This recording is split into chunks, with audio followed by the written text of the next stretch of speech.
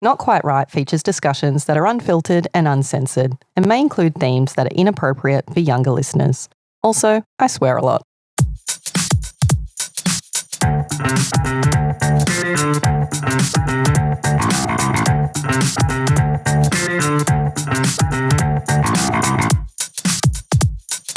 Something doesn't seem quite right. Welcome to Not Quite Right. My name's Ed. And I'm Amanda. Can you believe we've made it to the Longlist episode for the October round? It's been a big year. Yeah, our first full year. We've done 4 rounds of the competition. We've gone, I feel, from strength to strength, and it's been a lot of fun. Yeah, I think that's the feedback we're getting from all the participants as well. And I know there's a lot of people on tenterhooks waiting for this episode, so they'll be very excited that it's finally dropped. So hello and welcome to all our OGs and all our newbies as well. And next year, 2025, is going to be a big year for us as well. As you may have seen, we've made a lot of changes to the website and we are going to continue making changes. We want to have the lounge experience and the forum experience be a lot better. Yeah, in particular, I think giving and receiving feedback on each other's stories. I want that to be a really smooth experience. So we're basically going to design that process from scratch to make it as good as it can be. And I mean, the big news for 2025, as you're probably aware, is that we've doubled the prize money. Woohoo! So tickets are on sale now and the early bird discount is open till end of November. But this is the long list episode for the October round. We're going to go through all the stats for the competition, all of the prompts. We'll be shouting out our standout stories, our favourite lines. We'll also be responding to your questions, including those that have come to us through our new voicemail system. So if you've left us a message, you'll probably hear yourself. It's been so fun getting those messages. It has. It's funny hearing people's various accents too. And that's right. Putting some voices to the names that we're familiar with. Yeah. And at the end of the episode, we'll be reading the long list for the October round of the Not Quite Right prize. So buckle up because these are usually very long episodes. We'll try to rein it in a bit this time. We say that every time. We do say that every time and it's not going to happen, but it is always a lot of fun. And I will say as well, just a reminder, we're going to be calling out a lot of names and story titles throughout this discussion just to sort of point out different things that we liked or that we noticed in our entries. That doesn't necessarily mean you either made or did not make the long list. That long list will come right at the end. Cool. Let's crack on with some stats then. So this round, we got 184 entries, and that translates to 87,776 words, which is about the same number of words as 1984 by George Orwell. Does it include that really boring bit in the middle where he starts reading a book? Did you not like 1984? No, it's a great book, but there's this chunk in the middle that's just completely would not fly in 2024. No, that's cut that. Cut that bit. Yeah, we also had this time, unfortunately, 3 disqualifications. So, bow. One of those was my bestie who disqualified herself immediately, and her entry was basically just a big old rant to me, which was good fun to receive. And then there were 2 other entries which in fact did not use the prompt word of palm. And I always find that fascinating, like how you could possibly miss it, but it happens. It totally happens. And I think those of us who have entered comps would know there's some weird stuff that happens when you're rushing right at the process end. Because what you do is either you think, oh, I'll just add that in later and forget to do it, or you add it in and then you edit later and then you just cut that bit out. Just accidentally cut at the last minute and then hit submit and then 2 days later go, oh. Kick yourself. Whoops. Yeah. Yeah, look, it's a shame, but it is what it is, and that's probably the one prompt that we can check for, and we need to because we want to make sure that people are writing stories for this competition and not just sort of submitting stuff they already had. I will say though, and we mentioned this last time, there were quite a few this time who actually put their name in the brief description field. Yeah. In fact, one entrant put it in the title field, and that's a strict no-no. So that one page of the entry form where we ask for your title, your story, and a brief description, all of those things are things that we read during what should be a blind judging process. So we ask that you please don't include any identifying information in any of those fields. Yeah. And just to be clear about that, when we judge, all we see is the story title, the story, and the brief explanation, along with a word count. But we don't see any of the other things that you put in your general feedback, so you can be open as you want in the general feedback. Yeah, that's right. And I will say again, so I spotted these, I think, before you went through, and I deleted them all. And once again, subsequently forgot whose was whose, and so it certainly didn't affect our judging in this case, but just please try and avoid it if you can, because my stomach just Yeah, we sinks don't want to disqualify anyone. when I see it. Yeah. The country stats, we received entries from 15 countries this round, and it's a similar breakdown to the past rounds that we've had. Most of our entries come from the Anglosphere, so that's United States, Australia, Canada, New Zealand, UK, Ireland, etc. Isle of Man. Isle of Man. Usually we have a similar breakdown. So we have like 1/3 UK, 1/3 Australia, 1/3 US. This time we actually had 47% of all entries being from Australia, which is a much higher, it's almost 50%, a much higher representation, which is great. Yeah. And we had our first entry from Czech Republic, first ever. So welcome to that one person who entered from Czech Republic. Yes, welcome. Tell your friends. Check it out. Get out. And our gender stats. So we normally get about 2/3 female to male. This time we actually had a few more. So 70% of the entrants were female and 30% were male. We're taking roughly. over. That's right, yeah. So Aussie women, I guess, are the demographic here. My favourite type of people. So for our age stats, the biggest group that we had was between 31 to 45, followed by 46 to 60. So just on the topic of age groups, we wanted to announce a little change to the competition as well. So previously we've said open to all ages on our website, and watch out because there are themes that we discussed that are adult themes that may not be appropriate for younger entrants. And as the prize has progressed, we have realised that there are quite a lot of those stories, and some of them make the podcast, some of them make the shortlist, and some of them make the Daredevils. And we are very conscious that we don't want to be offending parents and corrupting children. Yeah, so look, we were talking about it, and honestly, we don't really want to put the limit on it. You know, we're not the parents, and we love creativity. We love to spark that, and in children, it's so important. And so it's really difficult for us because we also don't want to limit the creativity of the adults either. And there are just themes and topics which are totally inappropriate. And when I think of a younger person maybe hearing it or reading it, it makes me feel really uncomfortable. Yeah. With all that said, I guess, we're not exactly going to be checking people's driver's licenses at the door or whatever. So what we will probably do is start to, I guess, be a little bit more open about those themes, maybe discouraging a little bit younger entrants, which is a shame. And we certainly don't say you can't do it. If you've got permission from your parents, then by all means. And if, you know, maybe you're 17 and a half, like, who are we to judge? I don't know. Yeah. Well, you will have noticed that little disclaimer at the beginning of the episode pointing out that we have new adult themes. So that's new and that's part of it. And we will be changing the wording on the website to highlight that those themes are present. And that doesn't mean you have to write about adult themes in your story or anything, but they're there. We talk about them on the podcast and we're certainly not censoring them. Yeah. And nor do we want to start censoring We don't want them. to censor ourselves. We don't want to censor you guys. So that's why we're taking this approach. Yeah. And if there might be a couple of authors out there wondering if they're the reason why we're doing this, and the answer to that question is yes. It's your fault. But we did have, I mean, there were 4 people who marked themselves as being under 18. Now, I'm not sure exactly what their ages were, and we're not saying we want to exclude you. You know, we love having all our entrants in this competition. We just hope and trust that you have the appropriate permission and that you're comfortable with these themes. Yeah. If your parents or guardians are okay with it, then we're okay with it. Yeah. Okay. So the timing of the submissions, I monitor the submissions as they come in. This is just me freaking out and making sure that things are working properly in the submission form. And the first submission that came in was 1 hour and 10 minutes after the prompts were announced. Speed demon. So that's always, for me, a red flag. And it's not something that we actually consider during the judging process because we don't know. But we would always say, like, okay, if you can bang out the story in 1 hour and 10 and you've got other shit on the weekend, by all means, get it done, hit submit, all good. But I would say that it's in your interest to make use of the time, even if it is just sleeping on it, rereading your story the next day and then thinking about what you can change. That's probably going to serve you a lot better than just hitting submit and forgetting about it. All right. So shortest entry. The shortest entry we had this round was 333 words, and that was Sunday Morning Truth by Romany Jane. Yeah, they've actually gone up each time. So the shortest entry has increased in number of words each time. And similarly, our longest title, which was previously at 42 words, has gone in the other direction.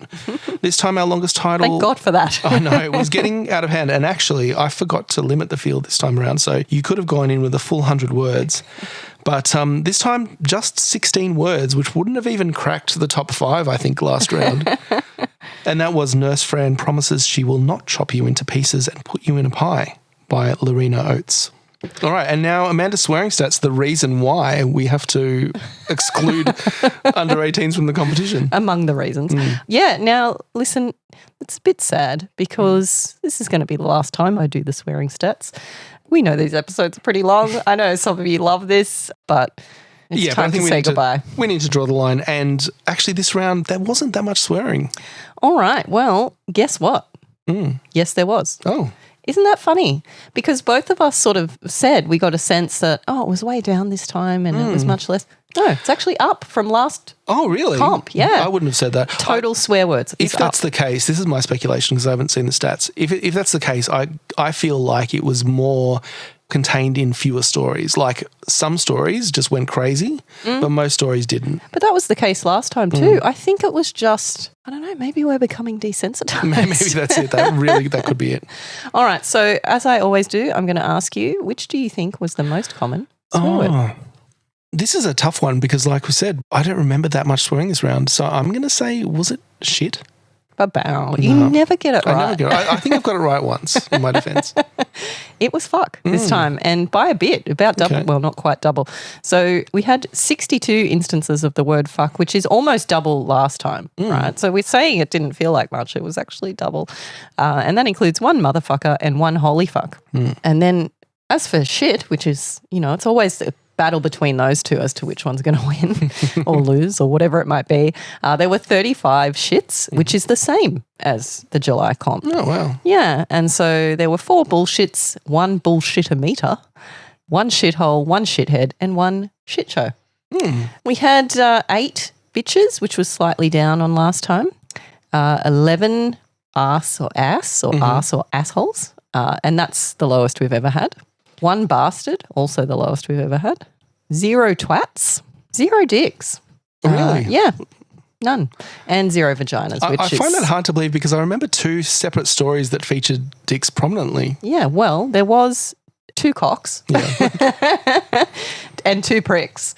There was 1 cock-nankering imbecile. It's a new one. Which is new to me, so that's fun.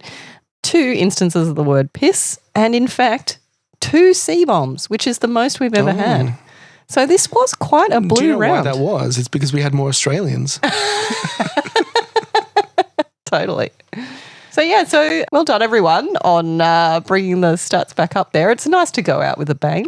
Yeah, I like to think these swearing stats will be useful to anthropologists in like 1,000 years' time somehow. Okay, let's get to your questions and feedback. Yeah, so thanks to those of you who have shared some thoughts and feelings on our new voicemail feature. So here's a voice message from Kai Garvey, who is not only an entrant this round, but a host of the Totally Lit podcast. Yeah, she's a friend of the pod, and she just recently ran her own microfiction competition as well. So she'll be getting a taste of what it's like on the other side of the judging table. Hi, Amanda and Ed. This is Kai Garvey, picture book author of Easy Peasy and creator and host of the Totally Lit podcast. I entered the most recent round of the Not Quite Right prize for flash fiction, and oh my goodness, your head-hopping anti-prompt totally flummoxed me. However, I did want to say a big thank you for getting me writing again. I really enjoyed the feeling of writing a story and feeling happy with the result. Now I'm absolutely dying to hear if I made the long listing. This weekend, I'm having a go at the NYC Midnight 250-word microfiction challenge and submitting to the Faber Writing Academy writing a novel scholarship. So thank you guys for lighting a fire in me and getting me writing again. Love your work, guys.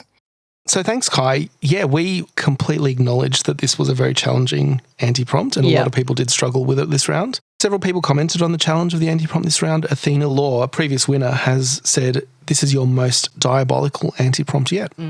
And we want to acknowledge that, yes, it was a very tough one this round. Yeah, we had a lot of people actually on social media at the time reporting headaches, actually. So sorry, guys. I think when we came up with this anti-prompt, we knew it was going to be challenging, but we also felt that there was a lot of opportunity to tell an interesting story. Yeah, it could prompt and inspire some creative sort of approaches, which it did. But we also had like an equal number of people, at least in the feedback form, relishing the challenge of being pushed outside their comfort zone. Robert Fairhead said, "I love this anti-prompt. I don't know why, but as Blackadder might say, it fitted my interior writing style like a well-fitting thing." So other feedback we received via the general feedback form. So a few people reporting issues with the text input box. Ross Champion said it would be fantastic if there were either formatting options within the submission box or if uploading a file would be a suitable alternative. I agree, Ross, it would be wonderful if we had that capability, and I've been spending so much time trying to get it to work. There is just, from what we've found, no good option to get that all to work. There are options that we're looking into, and I really want one day soon, maybe even for the January round, if we can get it to work, to have formatting in that field.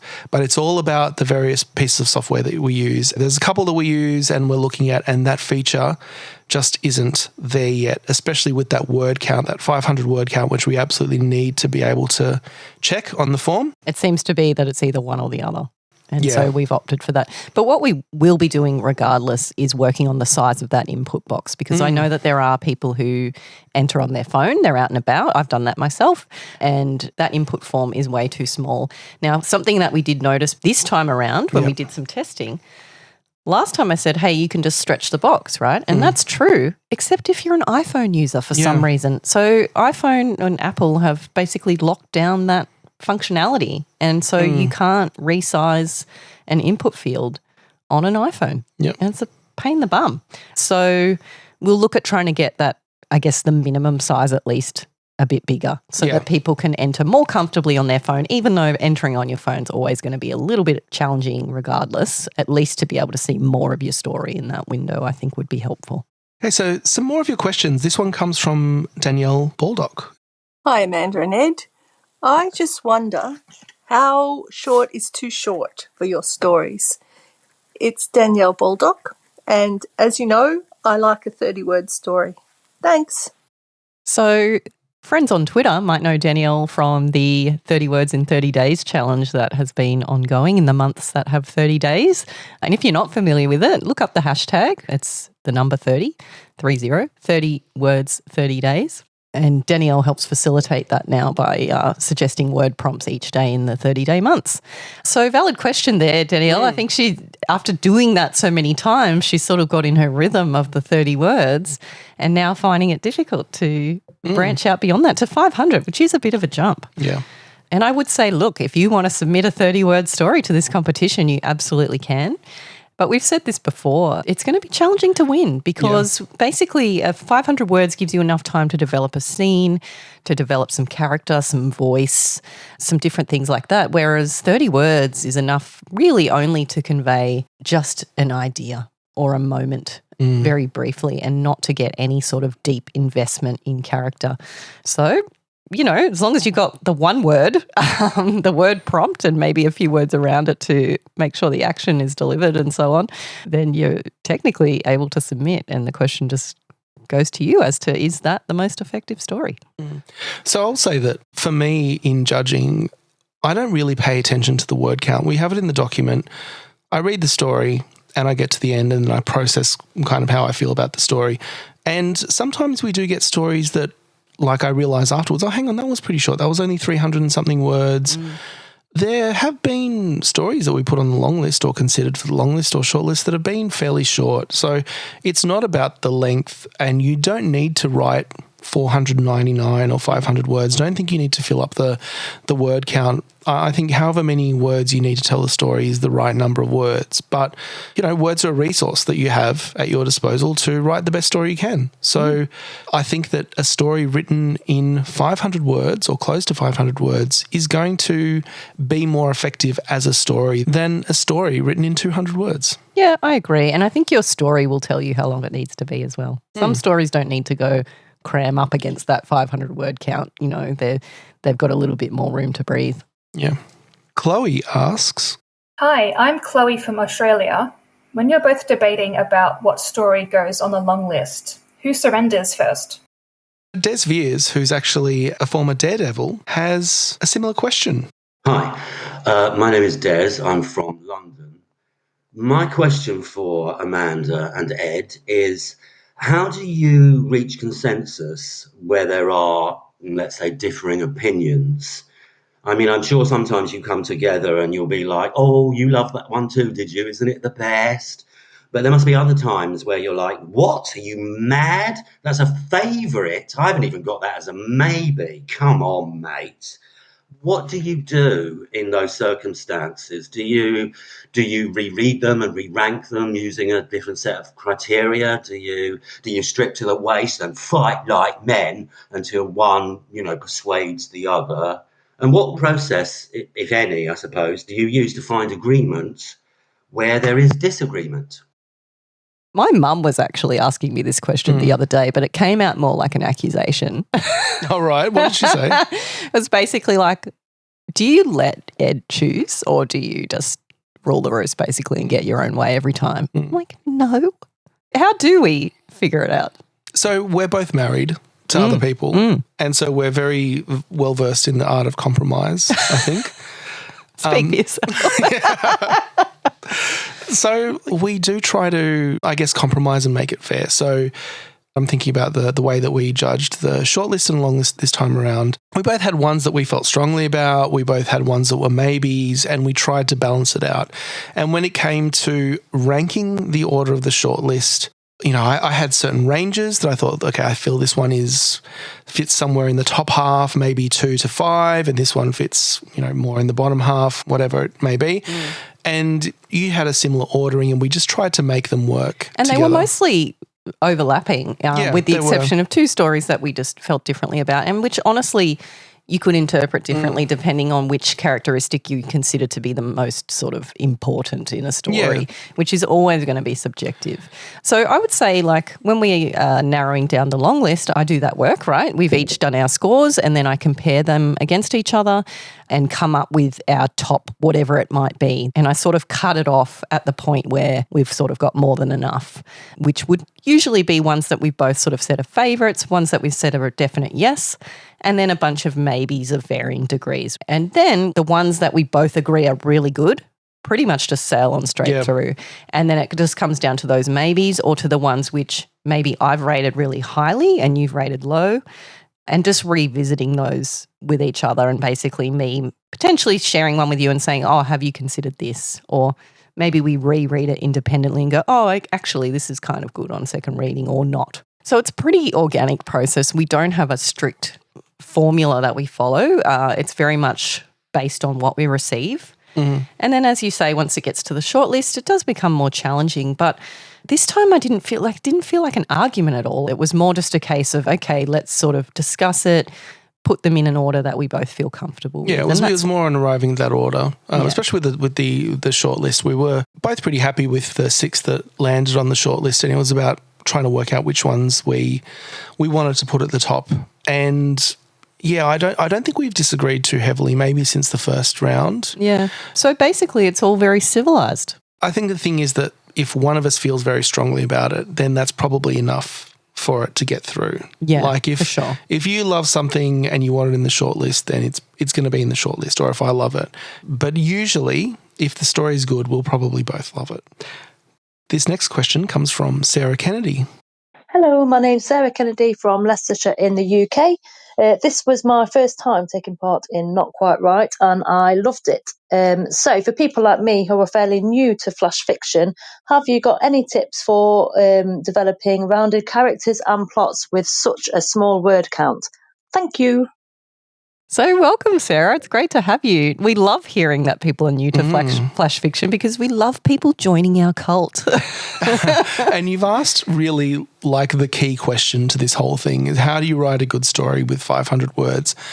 And like, there's so much to say about this. And I will say, as a starting point, I'm not dodging the question, but as a starting point, listen to the episode we released some time ago now called How to Win the Not Quite Right Prize.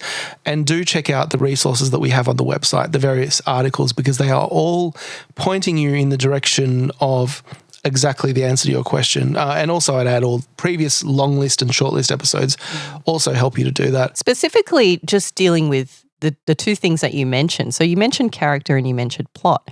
Now, I would say that of those two, character is probably the one that I wouldn't say it's the most important. You can't say that. It's very important. Let's put it that way. It's very important because plot without character is just a bunch of things happening. And, you know, making your reader identify with that character or experience what that character is going through is really key to making the plot actually meaningful. Making us care about it. Yeah. So something that I read very recently actually, or maybe it's just, you know, when something's on your mind and then you just see it everywhere. I feel like voice is a hugely important thing that maybe we haven't even talked about very much. And I think character is where you get voice from. And so basically establishing a character voice that's really vivid and really unique or really compelling in some way is going to go a long way to getting us to engage with your story. So that's super important. Now, I won't go into a bunch of advice here, although I'll take it on notice and it might be something that we cover in more detail moving forward. But do go online and have a search into voice in particular. The other thing I wanted to say is around plot, right? So you ask about how do you develop a plot in just 500 words? Well, you sort of can't, right? We're not asking you to develop a entire sort of novel-length narrative arc for this particular character. How we tend to describe it, and there are, of course, exceptions to every rule, but we describe it as a scene, right? So a really compelling scene, the best scene of your favourite movie, you know, is the kind of thing that you should be aiming for in flash fiction. That scene should have its own complete narrative arc, usually, you know, a beginning, middle and end of that scene. But we don't necessarily need the whole life story, the whole backstory. We don't necessarily even need to know what happens after the end. Sometimes that can be implied. But nevertheless, idea being that you're not biting off more than you can chew. You're just really keeping it quite tight to a very compelling scene. Yeah, I think I've made the comparison before between like a movie and a short film. So imagine if you're trying to tell the story of, I don't know, The Godfather in an 8-minute movie, you're going to get something that's really high level, hits beats, but has no emotional energy behind it. So you can't tell a big story. And that's a piece of feedback we often give writers in critiques, is that you are biting off more than you can chew. You're trying to tell a very large story when all you need to do is focus in on a scene or a moment. And you'll notice that about our winners and our shortlisters. They often, round after round, focus on a scene or a moment, like an emotional moment between two characters or the one character experiences, but it has to, just by nature of the word count, fit within this really small scope. But I think one of the great things about flash fiction is that you can really hone in on that emotion in a small scene and just kind of, you know, not to be cliche, but like speak a human truth about a moment. I will say that the sort of glaring exception to that rule is that there are very compelling pieces of flash fiction which are more of an idea than a narrative, and which, or maybe they're sort of linked to a theme. Yeah. And so it might tell the story of someone's whole life. I mean, typically we advise not to do that, but it might do that in a way where it's just focusing in on some aspect of that life, that thread that is woven through from beginning to end, and it is the thread that's the focus, not every single moment, every single scene. That thread throughout that life is what becomes our focus, and so that in itself is kind of contained. You know, we don't need to know everything about this person and their whole life. All we're getting is this particular thing about them and why they are the way they are now. Yeah, you're right. And it is hard to speak, you know, entirely generally and say that all stories must do a certain thing. There are always exceptions and there are other ways of approaching things. But I will say, if you're new though, like take that on board, because that's probably a really good starting point. And once you're feeling comfortable with writing a compelling scene, you can start to dabble, I guess, in some different things. Or fucking not. Just come in, go hard, do whatever you want, see how it flies, run it up the flagpole. Yeah. But if you're looking for some structure, then that's what we'd advise. All right. And so our next question is from Robert. Hi, my name's Robert from Edinburgh, Scotland. My question is there anything sort of specific that the winning stories have that the stories that don't have, that you can kind of inform the people listening to your podcast? So thanks, Robert. Another great question, but also one that's impossible to answer. give it a crack. Yeah, so I'm thinking about this as we both have to write a 250-word story for New York City Midnight. What is that thing that they're looking for, that special thing that winning stories have? And it is a combination of things, and one is that the story is well written technically. But I find that there's something special about the stories that win that just hit us in a way. Like there's an emotional resonance, or a lot of the times it's something that I just haven't seen before or haven't seen in that specific approach before. Often for me, the stories that get my attention are just the ones that are just really weird. I mean, that's true, but let's not lead everyone up the garden path here, because I don't think it's about shocking and offending. No. Just to go a little bit deeper into what you're saying there, because I have been thinking about this quite a lot for myself and just to try and help people. Like, what is it exactly? And I think it is the element of surprise. Okay, so what you've just described there is one type of surprise. Yeah. And that it's very effective, right? And because both of us are open to kind of shocking, stories and what have you, then that's something that we're open to. Not every competition would be open to that. But it's not just that, right? Because we've had stories that are deeply emotional. We've had stories that are dark. We've had stories that are just really funny and light. We've had stories that are, I guess, kind of frivolous, but it's something new and fresh. And all of those things have the potential to win the competition. What does not have the potential to win the competition is a story that we fully feel like we've read before. Because it might do well. If you've written it really, really well, it might get to the long list. But we can't get excited about it to the point where we want to get it to win, or it's going to be very, very difficult for us to get to that point of excitement to make it want to win, because it's like, oh, I already read this story. But that's why it's so difficult, because you're right, there is an element of surprise, but it's not necessarily in the plot or in the story, because there are also a lot of stories that have these twists, like and we this talked comes about out of twists. nowhere. We've spoken about it many times before, and that's not necessarily the right thing to do either. But I've also read very unique stories that I haven't read before, but also that didn't grab me. Yeah. So it's not just having that surprise. It's not just being unique. It's being able to execute on that in a way that is captivating. Like there has to be that emotional connection. You have to get to the end of the story and think, wow, like I felt something there. It really expressed something. It was well written. Maybe the surprise factor is like, wow, I didn't expect it to go there, or maybe it's I didn't expect it to be so effective. Yeah. Yeah. When I say surprise, I want to be really clear that I don't mean like a twist. So people coming new to flash fiction are quite impressed, I feel, often by twists, right? And that seems to be something a lot of people new to flash fiction aim for, because they've read flash fiction that does that really well, and they found that to be compelling themselves because it was surprising. And so now they're trying to emulate that. And now we've talked before about how often for us the twist is not surprising to us because we have probably seen it before and we can see it coming. So that's a real challenge for you, which is why in a competition setting, I would advise maybe looking for a different type of surprise. Certainly if you've got an amazing idea for a twist, bring it on. I'm not against twists by any means. I love it. And the reason I love it is because it can be surprising, but only if it's surprising to me. Yeah. So there are other ways to surprise us. One way that I've seen do really well in our comp before is a really strong character voice, a surprising character voice, someone we haven't heard from much before, and it's all there on the page, and we just feel like it's the kind of person who would instantly go viral because of how hilariously they phrase something or how uniquely they phrase something. So that's one way to approach it as well. It doesn't have to be surprising to do well, but it pretty much does. I think that is a real key component. It's got to be compelling and it's got to be surprising On some level, in some way. Yeah, and I'm thinking back to our very first Not Quite Right prize winner in 2023, which was The Interrogation by Remy Joel. And that was an interaction between two people and kind of a crossing the line that happened there. And I wouldn't say that that was like a plot-heavy story or that it had a twist, like it didn't, or that it was surprising in any of its development. But I felt that story executed well in a meaningful way. Like, would you look at that story and say, well, there was a surprise factor, apart from the fact that, you got to the end of it and you felt something? I would say that story had voice going in its favour, and so it was told a little bit differently. It wasn't told just in this straight, this happened, then that happened. It was kind of this unique character that was presented to us who was just presenting the dialogue in kind of an interesting way. So that's probably the surprise element.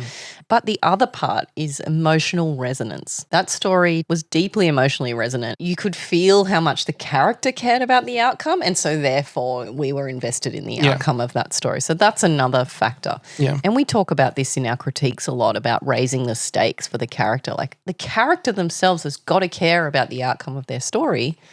Otherwise, we're not going to care either. If we're talking about emotional resonance, I guess there's a difference between a series of events and then something which moves you. Yeah. Right? And it can move you because it's funny. It can move you because it's beautiful. It can move you because it's horrifying. Like, every emotion is valid, basically. But that if you connect with me in such a way that you make me feel that emotion, that's a tick. Yeah. Like, that can be very, very compelling, whatever your choice of emotion.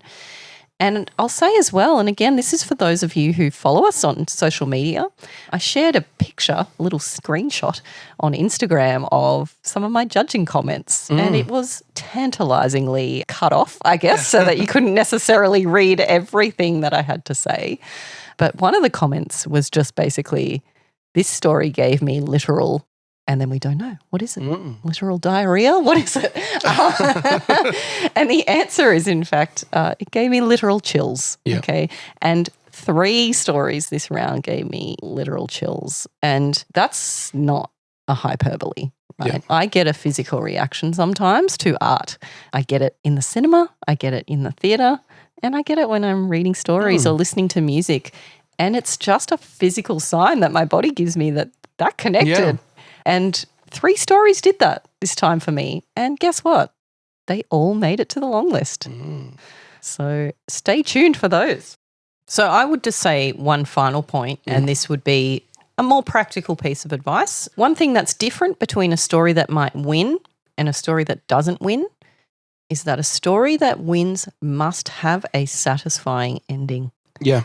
Okay, we saw some amazing stories this round that were gripping, and then they just petered out. If you can stick that landing, you are going to be well on your way to at least a long listing, I would say. Yeah. So prioritize that opening line as a hook. Get us to sit up and pay attention from that opening line. And then in your closing line, make sure that you have delivered some level of satisfaction in that story. Yeah, think of the ending as a payoff for the story. It's really hard. Yeah. I find it really hard to satisfactorily end a piece of writing because you're getting in the zone. It's only 500 words. You might have developed a cool setting or a character. You've got your story idea. And then it's like, you know, like, I don't know where to take this. You have to know where to take it. You have to know where you're taking us. So spend time thinking about your ending to make sure that it's wrapped up as a neat little package, basically. I guess my point being that we had stories we were debating for the shortlist and for the winning spot, saying, look, this had potential, but it just didn't quite stick the landing. And I can't choose a story to win that does not have a satisfying conclusion. So our next question comes from Greg Schmidt, who actually shortlisted our very first round of the prize. Hi, Amanda and Ed. This is Greg Schmidt from Penrith in Sydney's western suburbs. My question is, from any of the 5 sets of prompts you've created so far, have either of you had your own story ideas? And if so, did you end up writing them? Thanks. Love the show and the competition. Keep up the great work. So thanks, Greg. I'll say for myself, yes, I definitely do have ideas, but I have never ended up writing them. Who has time? That is you for guys don't even have time, let alone us. That is for the reason that at comp time, there's a lot going on that we need to get done. So there's not really enough time to write the story. But definitely when we sit down and come up with the prompts, we do think about ideas that stem from those prompts, and we try to make those prompts work together in different ways as well. We don't want to just have prompts leaning towards one specific story. We want there to be options, and we think about the kind of things that we might write as well. But we will get into that a little bit more when we talk about the prompts. Yeah, so I'll just say, speaking for myself, no, I don't have any ideas. My brain is empty. You might imagine that when we're coming up with the prompts that we might think, ooh, yeah, that's a good one because you could write a story about X. No, We're just like, what makes a good prompt? Here's the criteria that we think makes for something that would be open enough or inspiring or what have you. I don't then go on to become inspired myself. Usually I've got other comps on the go that I'm focused on. So no, and to be honest, I actually really like having that sort of blank slate, because then when all the stories are flooding in, it's always really pleasantly surprising, all the really different takes. Like I think sometimes, especially when it comes to the anti-prompt, I don't think too deeply about it. I'm like, oh, I'd probably just do this. Yeah. And then I move on. And then when I see the crazy creative ways people have approached the anti-prompt, I just think, my God, I was so limited in my thinking. And I think we'll have some more questions later in the episode, but the final question for now comes from Tiffany. Hey, Ed and Amanda. Tiffany from Northern California, new listener, new entrant. My question is, I actually really love how y'all read the shortlisted stories on the podcast. I feel really immersed as a listener. Have you ever considered allowing us to submit audio versions of our stories when we submit them for the contest? I was thinking this could either be like self-recorded, AI generated, or even having a family member or friend record it if that's something the author wants to do. Would this ever be something that could happen, or is it too risky to the blind judging process? Thanks. This competition's unique in that we have this sort of supporting audio format that goes alongside it, and not all competitions have that. So that feels like a natural question. And I know that in Writing Battle, for example, it is quite common for people to upload to the debriefing area their own audio version of their story, which can be quite fun. And in fact, we shared Sam James's own recording of the story in the show notes of the last Longlist announcement episode. I think that is quite fun, but from a judging perspective, I don't think so.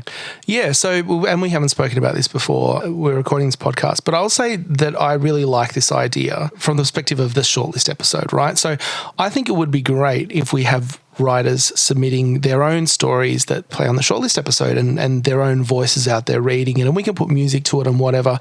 I think that's a great idea. It does introduce some complexity from a judging perspective.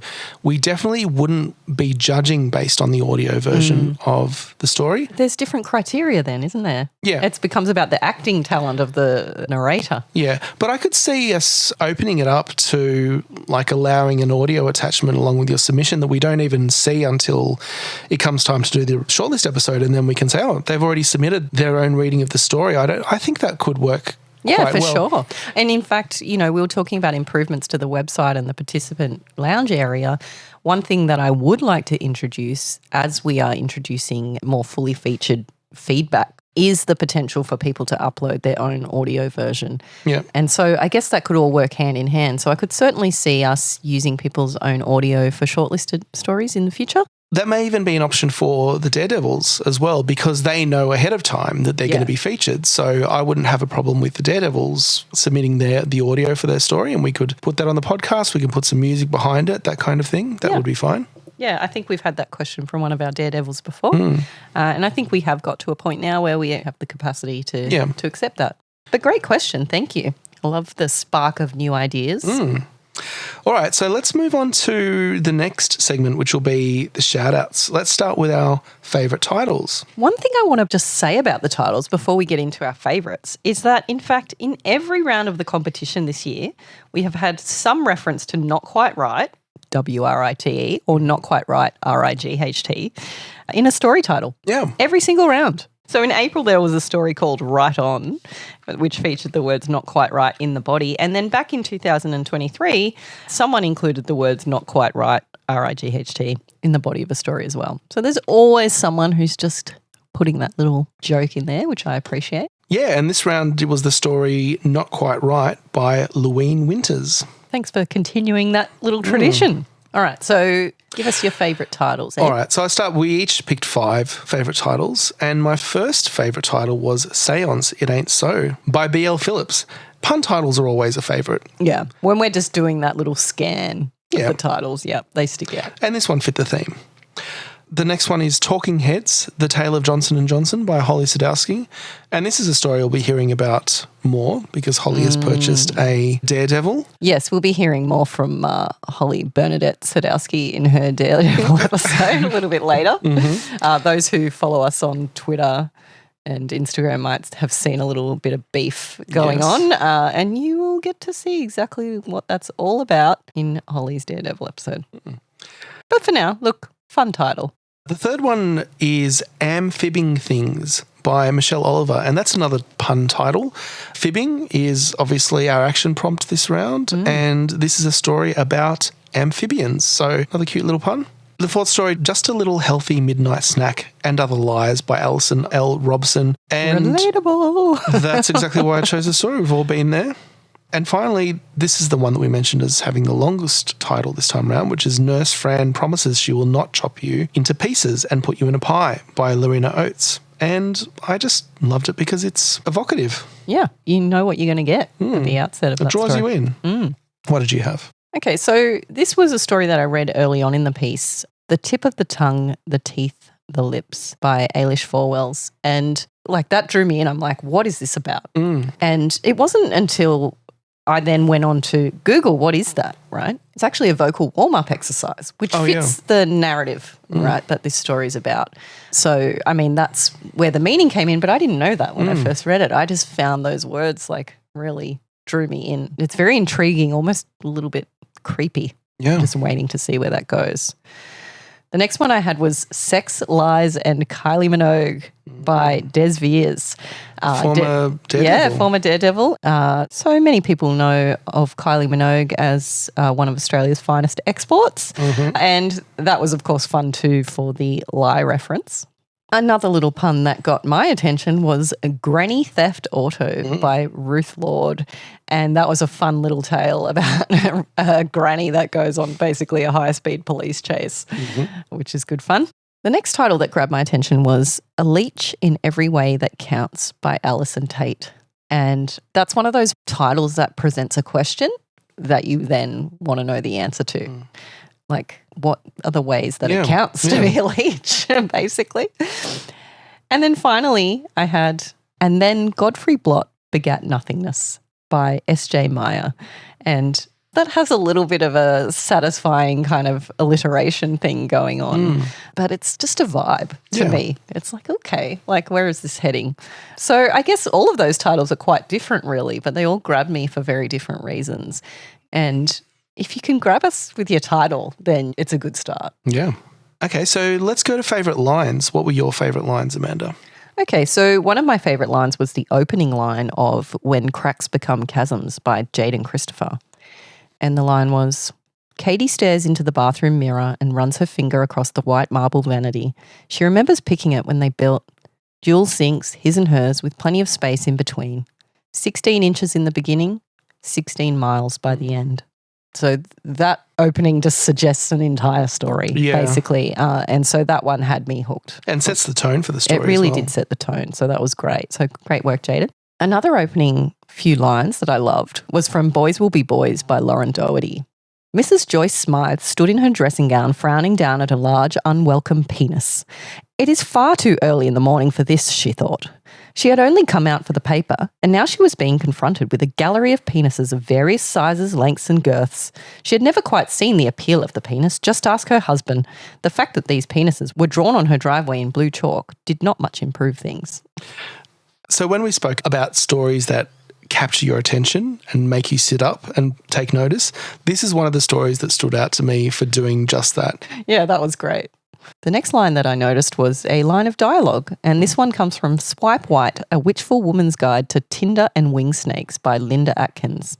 And this line of dialogue was, cross my palm with a Chardonnay, mate. So we had a few stories mentioning crossing a palm with silver, which isn't something I was familiar with before, but I now understand. Now you're very familiar Now with I'm it. very familiar with it and what that means. And so this is a great example, again, if we're talking about surprising judges, right? We've read a bunch of stories about fortune tellers and palm readers, and we'll get to that.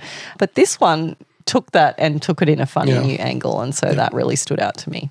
The next one I have is a line of description that came from a story, and this story was Twinside by Lucy Mack. This is a line of description that comes in a story about two people who are on a speed date, and it's a line that I actually mentioned on Twitter as being probably my favourite of the whole comp, but one that maybe I thought that you wouldn't love as much as I do, and it was, the next single sat down, He winked at Jenny beneath his bleached Nick Carter curtains.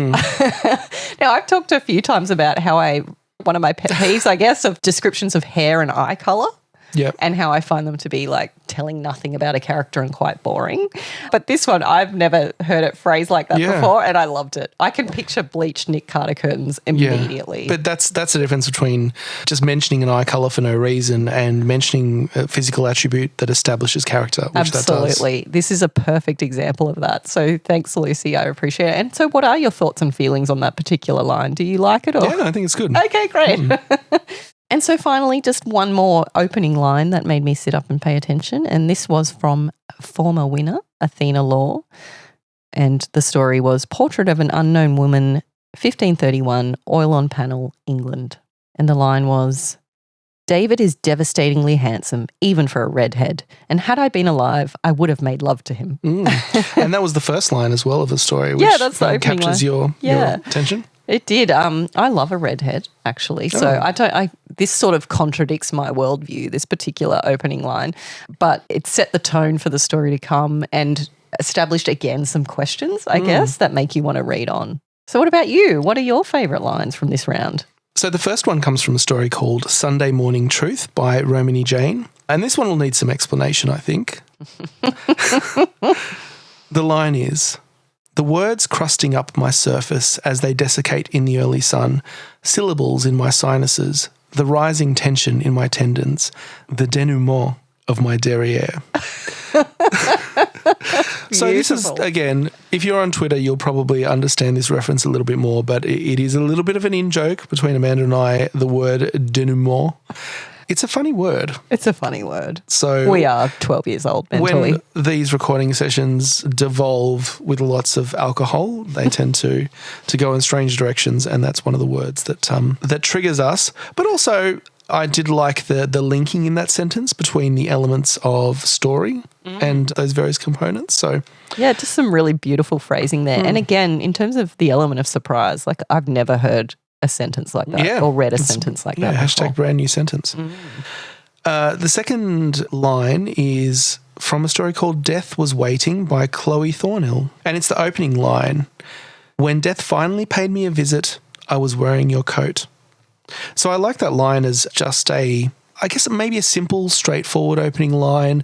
It's not long, it's not wordy, but again, it plants a seed that you want explored. You want to know what happens next. Yeah, and I wonder if people listening feel that way when they're hearing these lines. Like, you hear that. Do you think that's interesting?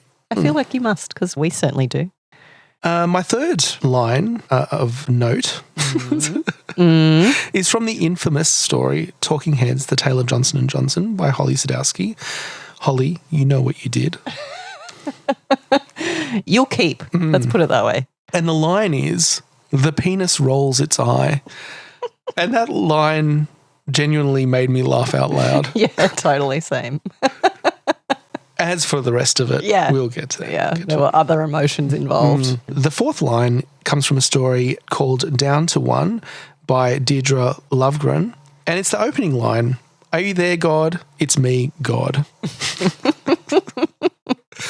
Obviously, are you there, God? It's me, Margaret, is the story. Yeah. And it's a nice twist. It's funny. It's a little twist.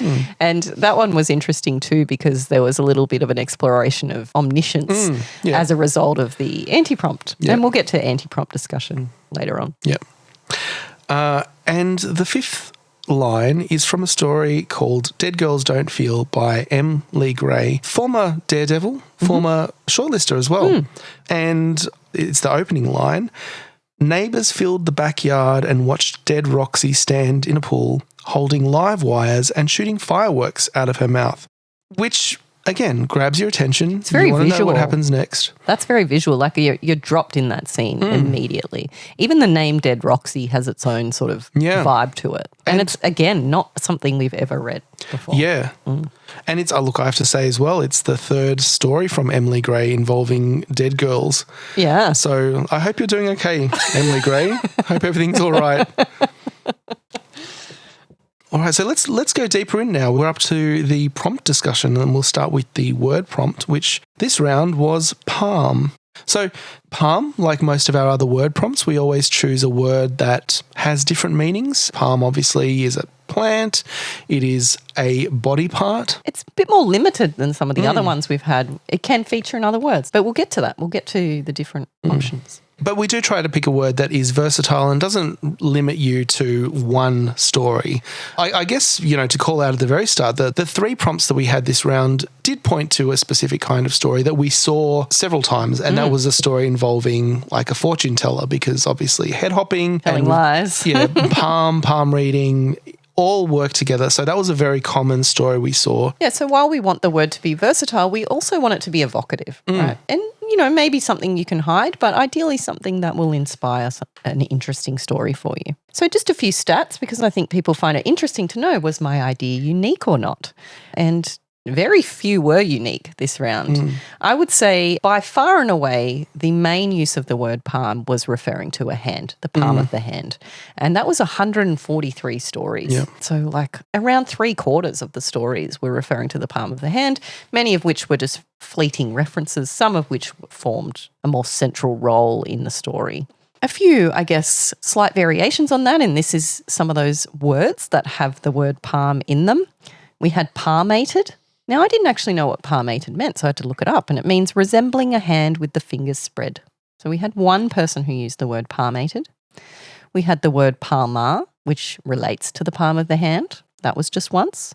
We had one palm top device and one palm print, which I thought was interesting as well, slightly different to the palm of the hand itself. Now, of all the palms, the hands in this comp, there were 18 mentions of sweaty palms, which I thought was really interesting. I guess it's a bit of a cliche, right? Palms are sweaty. So we did. Palms are heavy. Yeah, exactly. There was no vomit on anyone's sweaters, but there were lots of sweaty palms. Now, you mentioned before palm reading, palmistry, that kind of thing. There were only actually 7 stories that referred to palm reading specifically, but there were a lot more stories which referred to a kind of fortune teller of some kind that didn't specifically call out a palm reading. We actually, in fact, had 2 stories in a row, just by the nature of luck, I guess, when we're reading the stories and the order they get put in. 2 stories that said the line about crossing a palm with silver, one after the other. Now, of course, the other main usage of palm is relating to palm trees. So we had a lot of palm trees, palm plants, palm leaves, palm fronds, that kind of thing. There were 21 stories that had some sort of plant-based palm. Specifically, we had one Palm Sunday reference as well, which is a religious event. We had one palm tree that was specifically on a Hawaiian shirt, which I thought was fun, rather than the palm tree physically, like another instance where a palm might appear. I thought that was quite clever. We had one palmetto, which is a specific type of palm. Right. And then we had one walking palm, which again I had to go and Google. A walking palm is a type of palm tree and it is creepy as fuck. Oh, okay. So if you're not driving your car, if you have the capacity to Google, have a look up walking palms. It's like, ugh. Now, some of the more unique takes, okay? So we had one palmetto cocktail specifically, which is kind of like a rum Manhattan, apparently. We had people using palming as more of an action, whether it's palming, palmated, or palming off. There were a few of those. A handful, you might say. We had 4 stories that used the word palm in a place name. We had a couple of references to Palm Springs. We had one Palm Court, which was a street, and we had a Palm Palace casino. I thought that was actually quite a cool way to use the word prompt. We also had a couple of character names. So we had Tabitha Palmer and we had Palmer J. Calliope from a couple of different stories. So again, a nice way to use the word palm without necessarily featuring the more obvious hand and plant references. We had 3 uses of the word napalm. We had 2 mentions of palm olive, which is a dish soap or a hand soap as well. And then one of palm oil. I'm sort of surprised there was only the one of palm oil actually. But yeah, so I guess a lot more converging there than usual of how the word prompt was used. And it was that palm of the hand that did turn up time and time again. And there's absolutely nothing wrong with that. I didn't find any of that particularly jarring. I don't know about you. It's not like they stood out. They were quite subtly and well handled. Yeah, and references to hands and palms can be made in passing, so that wasn't too... And same with the trees for that matter. And some of them had more than one, right, of these, and that's perfectly fine. But I do enjoy those more unique choices. So well done to those people who, I guess, challenge themselves as well. One thing I just wanted to mention about the palm prompt is, I guess, a little problem that I noticed crop up a few times, which was where palms were doing things that hands should be doing. Yes. And it's just a little bit of awkward phrasing. Now, I don't know, there may have been cases in which, someone's coming to this with English as a second language, for example, but basically giving an action to a palm that I would normally think of the whole hand doing. Yeah. And it's a little detail, but these things can catch our attention in an unpleasant way sometimes. You just sort of go, hang on, that wasn't quite right. Lol. But yeah, look out for that, I guess. Like, don't let the focus on the word or action prompt, I guess, take you too far out of where you're meant to be. I do recall a couple of instances of that, and I don't have examples handy. No, we don't. And we don't need to call anyone out for it. No, but it's along the lines of I shook his palm rather than shook his hand kind of thing. The other thing I just wanted to mention as potentially a problem, not necessarily, and in fact I think someone popped it in their brief description field, sort of saying, oh, well, you can't be too careful. Like, I just got to make sure I've covered it off. And so you might, for example, have a couple of references to palm. You might take the risk and use a word like napalm, for example, but then feel compelled to like, oh, no, I probably need a hand in there as well just to tick that off.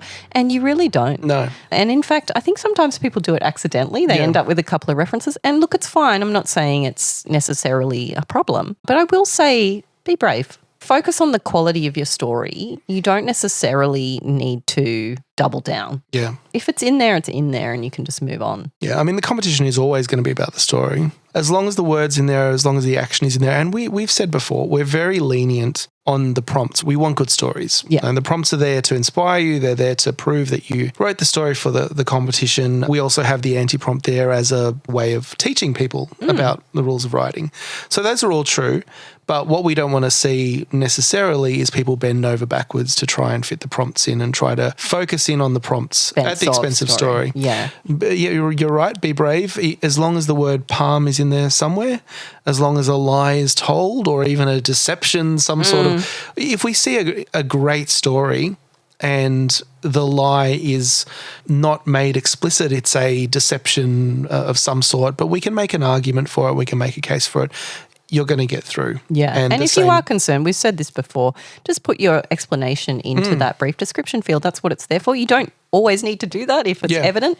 But if you are worried that you're on the borderline of any of these prompts, then that's your opportunity to tell us. And I can't imagine a scenario where we would get someone's interpretation told to us and go, nah, not good enough. I just can't imagine us ever doing that. Yeah. But we did have a few standouts, a few notable uses of the word palm. Yeah, so Perfection in Pain by Jordan Kemp had acral, melanoma or tumour in the palm. Yeah, that was interesting because very few people leaned on the word prompt as their focus this time. And so to have that focus was a bit unique. I'll mention as well Love of Palm by the author Young. And this person must have been very inspired by the word palm because they used 14 instances of the word, including the title. All of them were referring to the palm of the hand. So that's a brave take to really push the limits there. Similarly pushing the limits was For Sale, for Palm Court by Sharon Schoneveld, which had the most different usages of the word palm. It had Palm Gardens, Palm Court, Olivia Palmer, a character name, palmed off, and his palms were sweaty. Now, another unique word choice containing palm was in Path to Destruction by Carolyn Jenner, which was the only instance of palmer worms. Now, I think palmer worms might be more of a US sort of expression. I don't think we use the word palmer worms here, or we may. It's certainly not something I've heard before, and I had to go and Google it. And the word means caterpillars, specifically destructive ones. Right. So I'm like, oh, it's the very hungry caterpillar. Oh, right. The very hungry caterpillar is a palmer worm. Yeah. And that is something that I will just keep in my brain now forever in place of much more important information. Now, I mentioned the word palm olive being used before, and it was in a couple of stories, but one that stood out to me was the story You're Soaking in It by Kerry Goldsworthy. I'd just like to read the line, I guess, that references palm olive, which was, the back of his head hit the kitchen floor and the dish hit the front of it. Fingers of palm olive spreading like green primordial ooze across his face. And I just loved how the palm olive became like such a vivid detail in the story and an important one.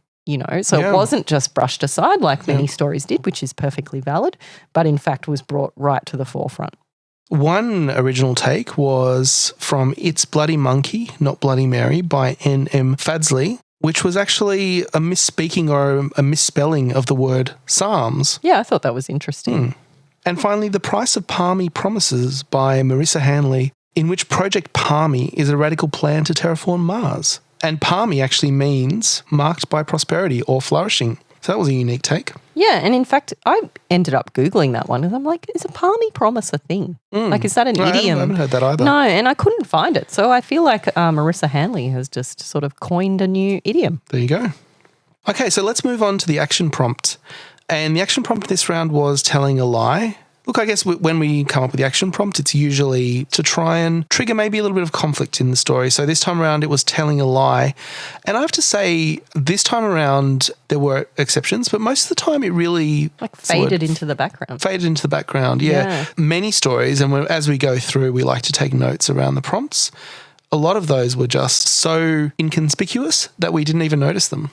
So I would say the vast majority were just little lies told in passing, so not consequential or critical to the plot. An example of that was Tabitha Palmer Was Part of Me for a Short Time by Nikki Crutchley, in which a character lies about keeping in touch. Let's keep in touch. That was a lie kind of thing. Classic. Another one was To Carve by Emma Graham, in which one of the characters says that it's a beautiful day, which is a lie, a beautiful day to carve. Some notable lies were the aforementioned Boys Will Be Boys by Lauren Doherty, in which someone lies about who drew a graffiti penis. And there were other kinds of lies as well, so not just straight out lies, but references to things like tax fraud and a bluff in a card game, as in Served Piping Hot by N.C. Maha. Yeah, I like that. I like taking the lie and sort of exploring it a little bit. So not just like it's a lie, but what other kinds of lies are there? Yeah, other kinds of deception. Pretender by A.C. Stewart went a bit more metaphysical. The perspective character is the lie, meaning self-deceit or self-doubt.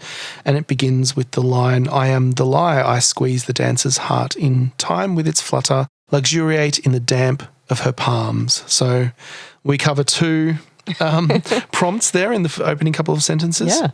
We have Shattered Fragments by Kieran Holfter.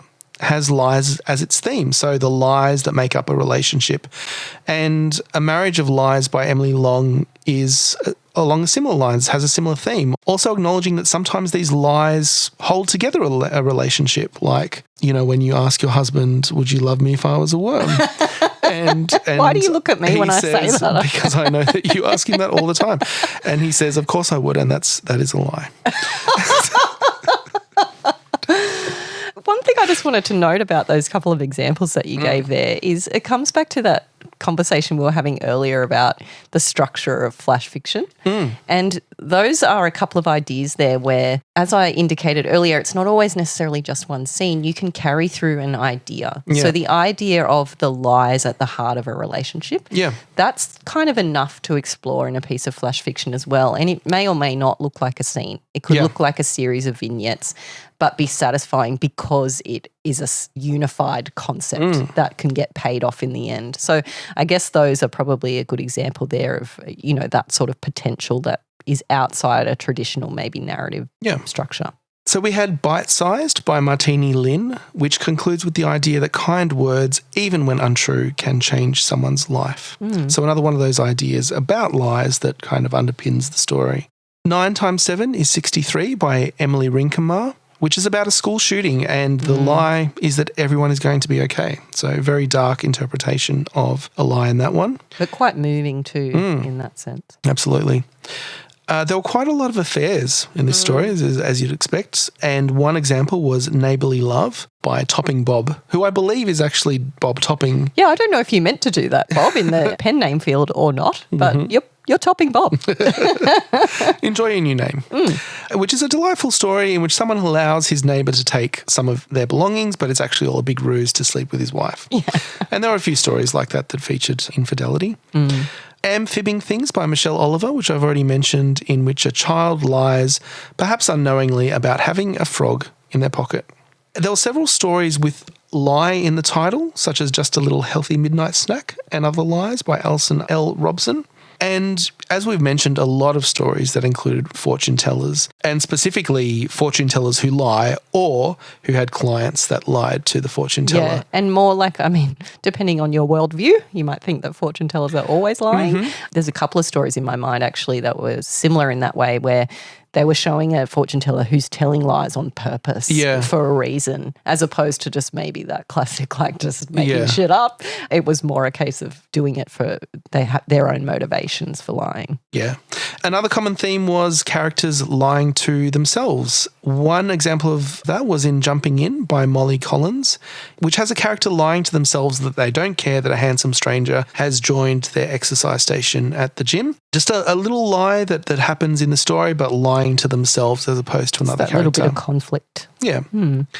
Forget Jacob Davis by Jamie Gill. This is a story in which the lies that are told are the stories about Hell's Fiery Lakes, which are told to the main character as a child. So like a historical lie that then impacts a character later in life.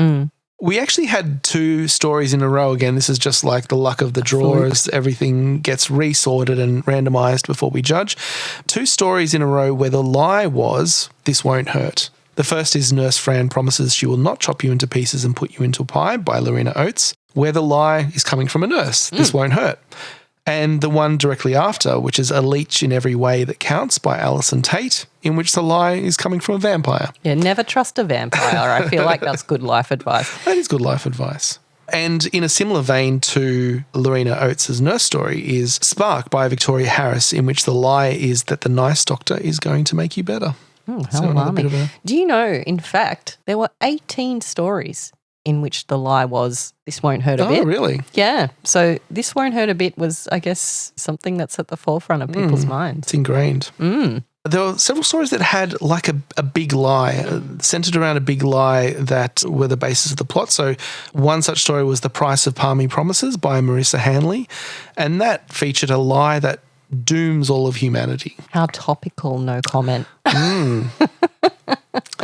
And we had other stories that, I guess, centered around lies, made lies their main topic. One such story was Lion in Wait by Trina High, and lion is also in the title there. It's a bit of a pun. The opening line to that story is, I'm known by many names, perjury, untruth, fib, lie, and all you humans lean on me time and again. You can't live without me. So again, latching onto that idea of the lie as, I guess, the theme to the story. And the final one I want to mention is Liar, Liar, Pants on Fire by Max Gundy, in which someone's pants literally burst into flames. Amazing. And I'm so surprised this didn't come up more often. No, and do you know what? One of my favourite comedies of all time is Liar Liar with Jim Carrey, and I just feel like there was a missed opportunity in that film for his pants to catch on fire, now that I think about it. Yeah. That sounds a very Jim Carrey thing to happen. Okay, well, that's about all we have to say on lies. Let's move on to... Bullshit. Let's move on to our anti-prompt, and I want to open with a message from Dean Curry. Hi, Amanda. Hi, Ed. It's me, Dean Curry, long-time listener, first-time caller. I have a question, and it's about the anti-prompt this time, the head hopping. How many took it literally, as in head lice or heads bouncing around on pogo sticks, and how many took it literarily, like the actual rule, like the point of view stuff? That would be fun to know the percentage and give Amanda something to do. So thanks, Dean. And Amanda is always looking for things to thanks, do. So Dean. Yeah. Thanks for doing that. Amazing. No, I've done it. I've gone through, and look, the numbers won't add up, right? Because some people, and in fact many people, did more than one type of head hopping in their story. But I will say, if you're asking for literal, I had 21 stories that were marked as literal. And by that I mean something is physically hopping from one head to another. And we will get into those. As for what you describe as literary, so that more like jarring head hopping, like the problem that we talk about, there was 111 stories. So by far and away, the most common way to approach it was to just do it. Now, there are a range of other I'd put them in the literal category in the sense that it wasn't so much about head hopping as a writing issue, but more as a thematic issue. And we'll get into all the different types of those. But I guess the answer is most people took it literarily.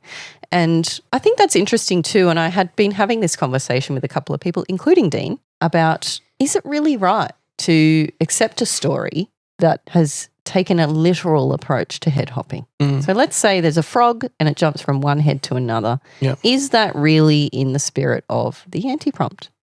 As opposed to challenging oneself to like actually break the rule by having some sort of jarring point of view shift? That's an interesting question. I guess from my perspective, and I imagine that you agree, Ed, we want people to be creative. So I don't really care if it's a good story and you've embraced that idea of head hopping, however that comes across, then for sure, tick, you've met the challenge.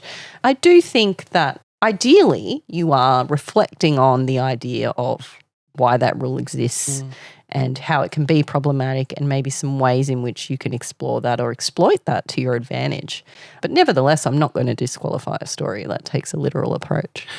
I think that's fun. We get a lot of variety. We get a lot of different creative inspiration from the prompt as opposed to using it as a restraint, I suppose. Yeah, and look, as I just said, it's totally about the story more than it is about the prompt. So as long as you've done it, like tick. Yeah, but I'm thinking also about the stories that we have selected for the shortlist, which we won't talk about. But some of the best stories do embrace the anti-prompt. But there are stories that embrace the anti-prompt. There are stories that lean more heavily into the word prompt or the action prompt, as we've just discussed. I think it's all valid. I can't imagine a story that does all three equally and is also a great story and you've written it in 60 hours. It's way too much to ask. And I think having that baseline of we just want good stories, please use these as inspiration. What we do want, I think, is for people to understand, like for the anti-prompt each round, and it's a different anti-prompt, understand what that rule of writing is and why it's there. So, and challenge yourself with it. Use it to challenge yourself. So we publish articles, and this time around there are 2 articles on the website relating to head hopping because it's quite a complicated concept. A complicated concept, and we urge you to read those as well. And part of it is understanding why that's a rule. Why shouldn't you do head hopping in your writing? And some of the most successful literary interpretations do head hop directly, but it's about understanding why that's a problem and when it works. Yeah, right? when it's appropriate. So how do you sidestep those problems? How do you work around those problems in other ways to make the head hopping effective? I think it's too great a ask to ask everyone to take that literary, highly technical approach to the anti-prompt. And so we're happy if you understand what head hopping is and why it's a rule. And, you take a more literal interpretation. Yeah, absolutely. And this is the exciting bit, I think, where we get to share the many different creative takes on the anti-prompt, which always shocks us. Yeah. The breadth of different ways of approaching it. And honestly, this is the part I love, so I don't want to stop that part. Yeah. Absolutely let your creativity off the chain because we get some great results. All right, so I guess first question, and it links back to what Greg was asking earlier. Did you have any thoughts about how you might have approached the anti-prompt? Yeah, so I did have a think about how I would approach this anti-prompt, and I would say, first up, I think this is our hardest anti-prompt to date, and it's hard because whereas in the past, saying avoid adverbs, always you said, you could get away with, say, an instance of that and having that instance almost be invisible. Yeah. I think this time around head hopping is something that is much more visible and much more jarring when you see it, right? So it's hard to get away with that unless you're handling it in a very delicate and deliberate way, right? So the first thought I had was, well, what about a POV shift between 2 characters and have it kind of a story being told from 2 different perspectives, the same story? And I think that's something that could work, but it is very difficult to pull off, and I'm not sure if I could pull that off. I think most likely, and I looked at your notes and I think you've said something similar, you have a character that discovers something about someone else, like gets inside their head, they see things from their perspective, but you don't write from a different perspective, if that makes sense, right? So it's about a character getting an understanding of another character, which is a more figurative version of that. But I think that's what I would be most comfortable with. Yeah, and I think similar to you, my approach that I probably would have taken was exploring this idea of empathy. So using different perspectives as, you think about things from someone else's perspective, going into that idea, going into the idea of what it's like to be in someone else's shoes, basically, is I think the approach I would have taken. But of course, it's impossible to know because now I can cheat because I've got heaps of other better ideas Much too. better ideas, actually. Yeah. Not to say that wasn't a good idea. All right, so this is the juicy bit. I'm excited. So as I mentioned in response to Dean's question, the vast majority of people went with what I've called a jarring approach. So just straight head hopping, but finding different creative ways to make it work or make it make sense in the context of their story. Usually they were just switching between perspectives, maybe briefly, maybe a lot, maybe back and forth like a tennis match, or maybe just one moment where we see someone's different perspective. Some did this better than others, and I know there were some stories that I found very difficult to read, much like the Purple Prose anti-prompt, where people were going hard, which I love, by the way, but in fact it was a problem and it did make it difficult to follow the story. It depended on the amount of characters we're talking about as well, because there was one common response we saw was, say, two characters, like a couple, and you get the same situation that they're from both perspectives. And it's fairly simple to follow, right? But you start getting 3 or 4 or 5 characters and you're jumping between them. It's very difficult to work out, well, who am I talking about? What do they think about another character? And it might take you like 5 or 6 reads to work out exactly what's happening in this story.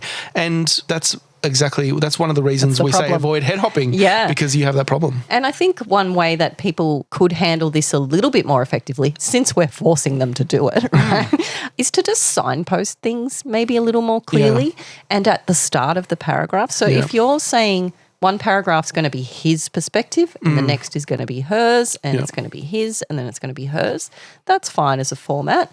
But make sure at the start of that paragraph we know it's his paragraph now. And then the start of her paragraph, okay, now we're in her perspective, because that sets us up to understand what comes next. And you don't have to say, and now I'm in Gary's head, right? That's a bit telling, right? But you can lean on, the he and she of it, which helps. But you can also just use an action beat or use some little detail, like I said, to signpost that before you get into that perspective. One thing I noticed in this round of the comp was that there were a lot of italics. We're talking about the entry form and its limitations in terms of formatting. And because we're using a lot of thoughts, and thoughts are often represented in text in italics, we did see a lot of that. All right, so going back to that idea of the literal head hopping, we did in fact have quite a few people who took it very literally, and I was expecting that, to be honest. So we had quite a few fleas and head lice and flies that were jumping from head to head. Interestingly, fun fact, we had nits. Nits don't jump. Nits are the eggs. Okay, so I actually call head lice nits. That's just how I refer to them. So that wasn't really a problem. I know what you mean when you say nits. But nits are in fact, the empty egg sacs or whatever, so they don't jump anywhere. We also had frogs and toads jumping from head to head. We had a toy bunny someone was jumping on the child's head. We had a bird. We had a character who was like riding the heads of Cerberus, the 3-headed dog of, is it Greek mythology? Or and Harry Potter. Of course, naturally. We had a hat moving from head to head. We had, I guess, a little more metaphysically, a head cold moving from head to head. Oh my God, that was such good timing. Bless you. We had a brain transplant, right? So a brain moving from one head to another. We had boys hopping between headstones, so a different type of head there, a headstone. We had Mount Rushmore, which I thought was fun as the setting and the idea of moving from one head to another there. And then probably my favourite take of the literal head hops, we had Super Mario. Oh, yes, So this story was Supposed Nasty's Emotional Support by George Downward. And that was a fun story about, I guess, the villains in Super Mario games and the ones that get jumped on. Yep. Now, some of the other takes which weren't literal as such, but which I guess took that thematic approach regarding head hopping. We had figurative head hopping. So we've got the literal ones of like a frog jumping from head to head. We also have like a lie moving from person to person, or a thought or an idea. We also had a sentient hat spirit. Yes. And that was from former winner Chad Frame. And the story was, every 5 years I pull a hat trick. And that was following the life story of a hat, basically, or different. They were different hats, I think, different hats. But again, this is one of those ideas where I say it's not so much a single scene, but a single concept that carries us throughout the story. And in this case, it was the different hats someone wears throughout their life and what that represents. Now, we did, and this comes back to the palm prompt, I think, but a lot of mind reading and mind control kind of devices for this head hopping as well. We had parasites and body snatchers. We also had characters who were assuming or somehow knowing the thoughts of others, which I thought was quite a good take on the head hopping prompt as well. Like just using that idea of the problem of head hopping, which is that a character can't know the thoughts of another, but actually using that to their advantage. And I thought that was a good take. So we had lots of psychics of various kinds. So obviously palm readers, we had some psychic animals. And like I mentioned before, there was this topic of empathy that came up a few times where we saw things from different characters' perspectives. And it was really touching on that idea of you don't always know what is going on for someone else. And I thought that was, probably the approach I would have taken if I was writing a story for this comp. One particularly interesting take that stood out to me was in The Autism Fairy by Katie Chalice. So this was a fun story about a person with autism who was, I guess, gifted with an autism fairy who would explain to them what people were thinking and feeling based on like their body language and stuff. And I thought that was a really fun way to explore the idea of mind reading and perspective and like the limitations, I guess, when it comes to not knowing or understanding the thoughts of someone else. So that was a very cool idea.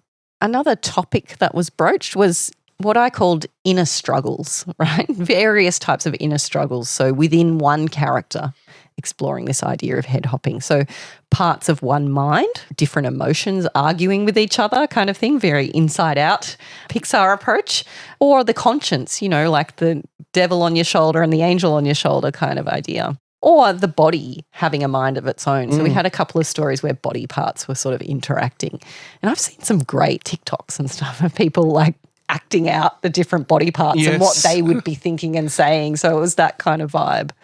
We had a couple of stories that featured dissociative identity disorder, or formerly known as multiple personality disorder. Now, interestingly, I feel like we get a story about that every round. Regardless of the prompts. Yeah, regardless of the prompts. And obviously it fit in this particular case. We had actually explorations of a number of different mental illnesses, as you might imagine, when we're turning attention onto perspective and minds. So that included postpartum psychosis, the idea of battling one's thoughts, hearing voices in your own head. All of these ideas were explored. One of, I guess, the more original or creative versions of that was Twinside by Lucy Mack, where it was a woman who, I think she was on a date and she was having a conversation with her absorbed twin from the womb. And the twin was basically like calling bullshit on the things that she was thinking and saying. And I thought that was pretty fun. Another concept that was popular was sentient objects. One that I'll call out is Home Sweet Home by Christy Hartman, in which we got the point of view of a house with different rooms offering different scenes. So the characters were in different rooms and different things were happening. But because we had the point of view of the house, we could see all of the different things that were happening in that story. And I thought that was very clever, actually, way of approaching what head hopping is and what point of view is. We had the point of view of a lie and you mentioned it earlier, Pretender by A.C. Stewart, and also in Lion in Wait by Trina High, which had a similar idea. So that's, I guess, merging two prompts there. We had the point of view of a lamp. We had the point of view of trolleys. This was quite a charming story, The Steel Embrace by Anne Wilkins, and it was kind of like a love story about trolleys and a trolley that got left on its own and seeking to be reconnected with its herd, basically.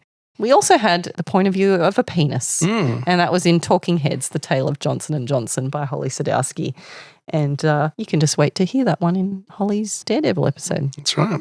Finally, it's a category that I've called devices. So some sort of device or idea or concept that allows for the head hopping to fit the narrative. So I guess coming up with a way to make it make sense.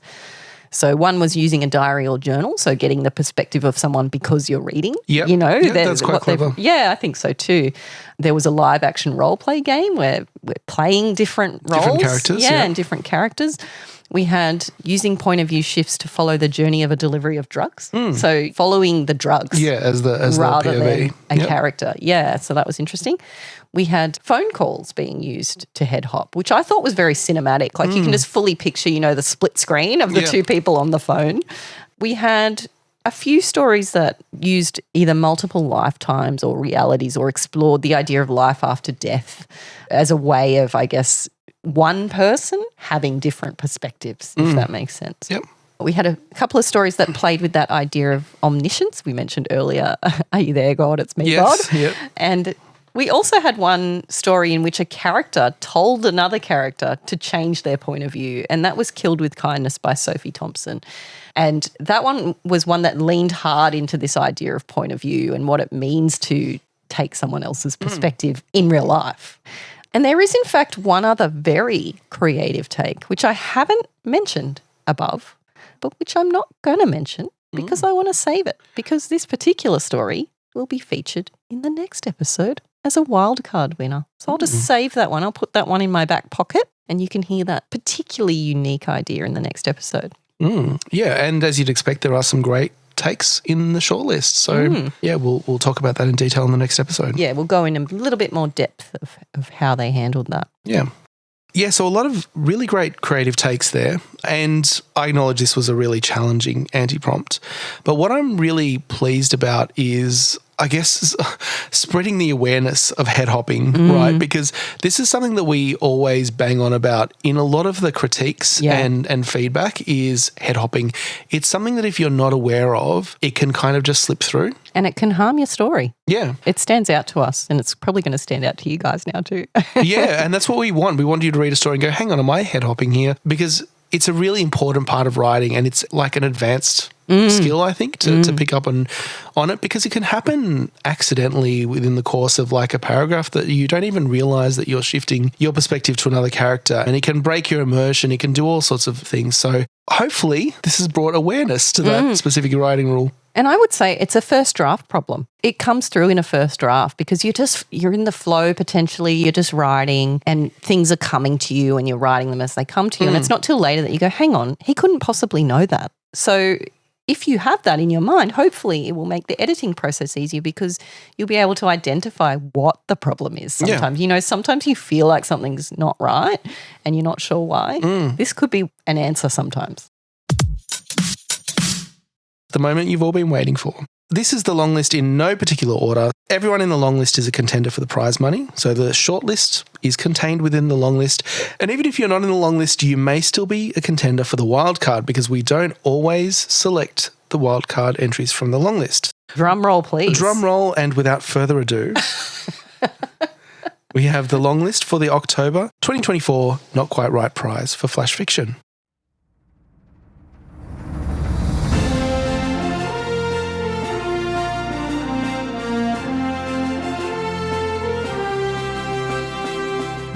The Tip of the Tongue, The Teeth, The Lips by Ailish Forwells. Pretender by A.C. Stewart. Sharpened Stakes by Sheridan Bell. A Contingency by Kelly Johnson. Tabitha Palmer Was Part of Me for a Short Time by Nikki Crutchley. The Futures She Left Behind by Tiffany Harris. I Told You This Was a Poem by Torinell. O Tannenbaum by Tabby Hunt. Perfection in Pain by Jordan Kemp. Lens by Genevieve Flintham. Mind the Gap by Carla Connolly. Love Struck by a Lamppost by J. Lewis Edney. 9 times 7 is 63 by Emily Rinkamar. Neighbourly Love by Topping Bob, or perhaps Bob Topping. Amphibing Things by Michelle Oliver. The Embodiment of Deception by Paul Miller. Head Hopper by Anthea Jones. Beauty Sleep by Liv Hibbett. Death Was Waiting by Chloe Thornhill. Talking Heads, The Tale of Johnson & Johnson by Holly Sadowski, also known as Holly Angela Sadowski. Granny Theft Auto by Ruth Lord.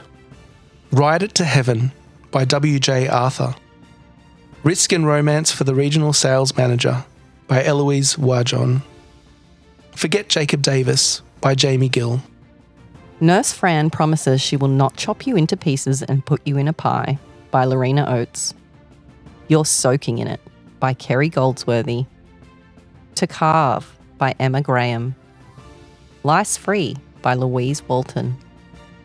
Dead Girls Don't Feel by M. Lee Gray. What Cassandra Saw by Alicia Rourke. In Pieces by Joanna Potenza. We'll Just Call It a Drive-By by Roses Price. I See You by Avril Robertson. When Cracks Become Chasms by Jaden Christopher. Never Trust an Englishman, Especially Not a Redhead by Rafaela Power.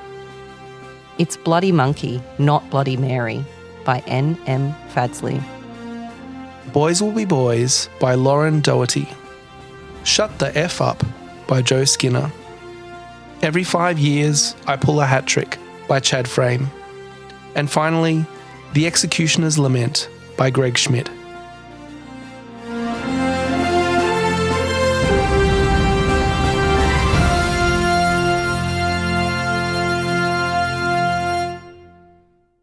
So a huge congratulations to everybody who made the long list. I just want to especially call out Joe Skinner, for whom this is the 4th long listing of 5 potential long listings.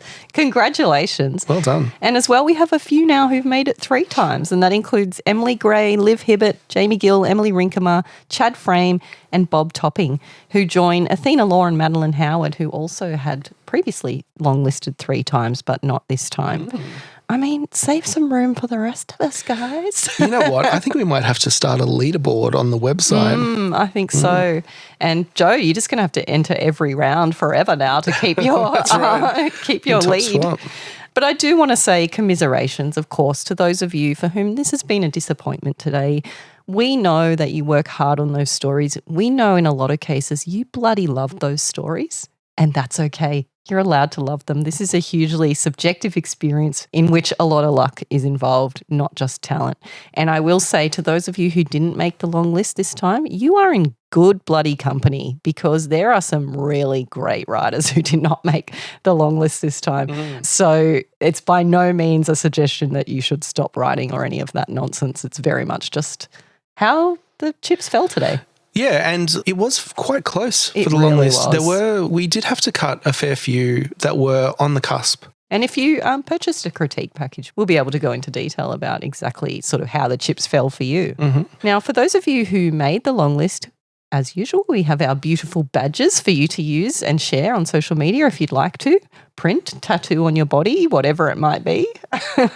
And so you just need to head to the honour roll for those. And you can find the honour roll now. If you scroll to the bottom of any page on the website, there's a footer. And in the footer, you'll see the words honour roll. And if you click that link, you'll go straight to the page where you'll find your long list badge. And if indeed you didn't make the long list, that's okay, because we also have our little commiseration badge too, if you'd like to share that. A huge thanks to everyone who entered, and we loved reading all of your comments in the general feedback on the submission form, and it was so great to come back after reading all the stories and read that feedback and see how much everyone loved the comp and had so much fun. But do stay tuned for the shortlist episode, because it's a fun little story time for everyone, and also a learning experience too. Like, you'll get to see, why did these stories get in? Why were they chosen? Well, we can tell you, and we will tell you exactly why we chose those stories. I think the shortlist might be my favourite episode, reading out all the stories. And I think you get a renewed appreciation of them when you hear them spoken out as well. Yeah, I think so. It adds another layer. Another layer. But again, thank you so much to every single one of you who submitted an entry. It is, in fact, a win just to submit, because not everyone who purchased a ticket managed to submit. Some people fell at that head hopping hurdle, which I totally get, by the way. We know it's no small investment of your time, your creative energy, your emotional energy. If you're anything like me, you've ignored your children and your husband while you've been in this writing cave for the weekend. And we really do deeply appreciate that. We appreciate that you're here with us. Yeah, and look, the prize is all about you guys, and that's why we want to make things bigger and better, and we hope that you love it as much as we do. Absolutely. So the next episode will be the shortlist episode, and that will be coming out on or before the 1st of December, I believe. So until then, right on. Right on.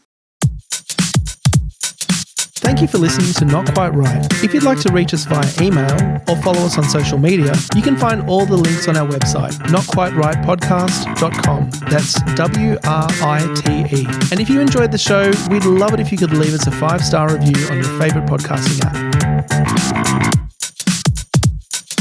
Something doesn't seem quite right.